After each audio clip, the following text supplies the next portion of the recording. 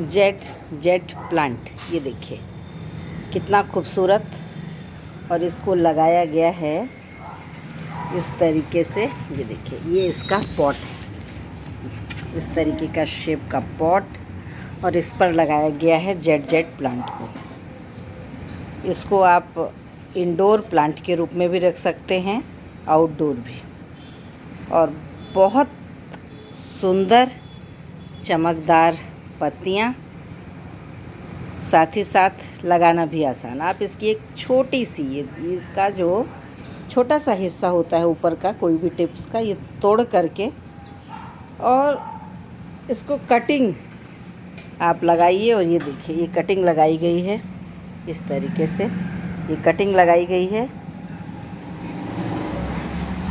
और इससे एक नया जेट जेट प्लांट तैयार हो जाता है। कोई विशेष देखभाल की आवश्यकता नहीं है, किसी भी धूप में रख सकते हैं और छायादार स्थानों में रख सकते हैं। आउटडोर इंडोर दोनों रूपों में रखा जा सकता है और एक से बहुत से तैयार किए जा सकते हैं। तो आप भी इसको अपने घर की शोभा बढ़ाइए।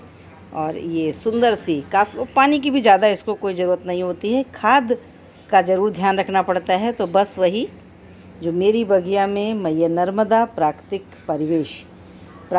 परिवेश से जुड़ा हुआ ये चैनल है। और देखिए, इसके लिए आप खाद देखेंगे तो ये जो सूखी पत्तियाँ यही खाद है, और ज़्यादा मिट्टी में नरमी भी नहीं। ये मिट्टी है इसकी, ये मिट्टी देखिए। और ये मिट्टी तैयार होती है इसी खाद से। जो सूखी पत्तियाँ होती हैं, उन सूखी पत्तियों को इसी गमलों में डालते जाते हैं। अगर आप गीली पत्तियाँ डालेंगे तो फंगस लगने का डर होता है, पौधा आपका सड़ सकता है। सूखी मिट्टी में नमी रहती है और आप डाल देखिए, इस तरीके से चींटियाँ भी हैं जो ठंडा के समय है पर कोई उसको नुकसान नहीं पहुंचाते।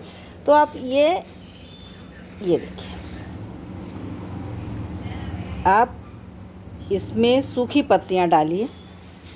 और ये जेट जेट प्लांट, और ये दूसरा भी देखिए लगाया गया, इसमें भी यही किया गया। कोई बहुत ज़्यादा ये पॉट तैयार किए जाते हैं। आज देखिए मिट्टी, देखिए ये मिट्टी। और मिट्टी कैसे बनती है?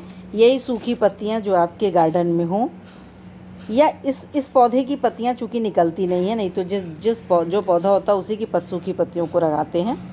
पर इसमें इस पौधे की पत्तियाँ तो गिरती नहीं हैं, बहुत लंबा समय तक अगर लग गई तो बनी रहती हैं। सकुलेंट प्लांट है जेट जेट प्लांट, वास्तु की दृष्टि से भी अनुकूल है, लगाने में भी और रख रखाव भी इसका बहुत आसान है। तो आप भी लगाइए, पहले छोटे छोटे गमलों में इसे लगा लीजिए और उसके बाद अपने मनपसंद सुंदर से शेप, देखिए इसका कितना सुंदर, ये एक सुंदर सा शेप है। और इसको इसीलिए तैयार किया गया है कि इंडोर के रूप में अंदर इसके रखने योग्य इसको बनाया जा सके। तो ये पौधे, ये नर्सरी है और पौधे इसीलिए इसमें तैयार किए, घर में ही नर्सरी बनाई गई है।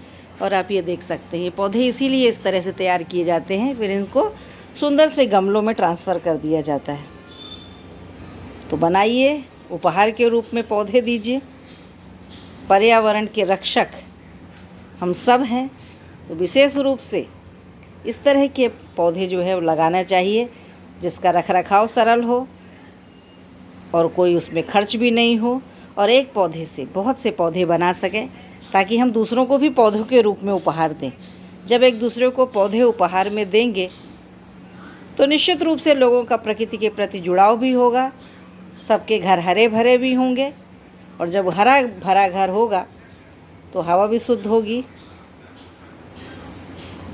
ये देखिए मिट्टी, इसकी मिट्टी ज़रूर से, कोई भी पौधा यदि आप देखते हैं, कोई भी, तो उसमें इस बात को ज़रूर देखिए क्या मिट्टी, किस प्रकार की मिट्टी है और उसे कैसे, उसमें नरिशमेंट है, साथ ही साथ उसको क्या खाद्य पदार्थ दिए गए, ये ज़रूर देखना चाहिए। तभी पौधा, क्योंकि अक्सर क्या होता है, हम देखते हैं और फिर हम हमारा पौधा लेकिन उतनी वृद्धि नहीं कर पाता, या जो दिखाए जाते हैं, सुझाव बताए जाते हैं, वो अमल नहीं हो पाता, क्योंकि हम छोटी छोटी बारीक सी चीज़ों को ध्यान नहीं देते। मिट्टी की नमी देखिए, और मिट्टी कैसे उपयोगी बनाई गई है, कैसे। इस तरीके से एक फ़ायदा ये होता है कि हम वहाँ हमको ज़्यादा मिट्टी की ज़रूरत भी नहीं पड़ती है, क्योंकि जो पत्ते हैं वो खुद समय के साथ साथ मिट्टी में कन्वर्ट हो जाते हैं। तो दोनों फ़ायदे हैं इसके।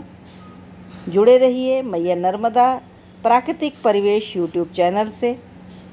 पर्यावरण से संबंधित जागरूकता भी मिलती है, पौधों के संबंध में जानकारी दी जाती है और साथ ही साथ अध्यात्म से जुड़े हुए और पोस्ट भी होती हैं और बहुत सी जानकारियाँ विभिन्न पूरी प्लेलिस्ट आप देख सकते हैं, उसमें बताई गई है। तो ये मिट्टी का ज़रूर से ध्यान दीजिए कि किस तरह की मिट्टी होनी चाहिए।